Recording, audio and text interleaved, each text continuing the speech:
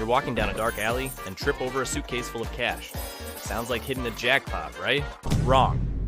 If you run straight to the bank with it, alarms go off like in a bad action movie, and people start asking very uncomfortable questions. To actually spend the money, it has to look like it came from a very boring legal place, cookie business. But let's get a little more into the details now. Dirty money is like mud on your hands. No one wants to hand you a fancy glass if your fingers are filthy. So the first step is to quietly get the mud off your hands. The lemonade stand trick. You buy a business like a very successful lemonade stand. If in reality you made $10 selling lemonade, you mix in $100 of your cookie money and say people were just very thirsty. The money is still dirty, but now it's inside the system. Small amounts, not a big pile.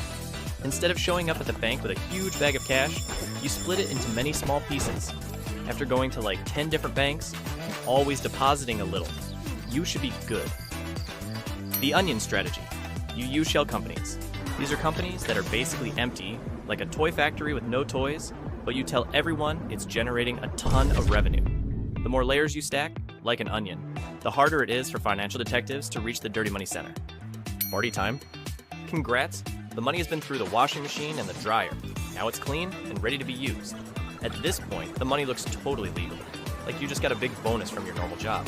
Now you can finally buy the yacht or that private island without anyone asking where you got all that money from.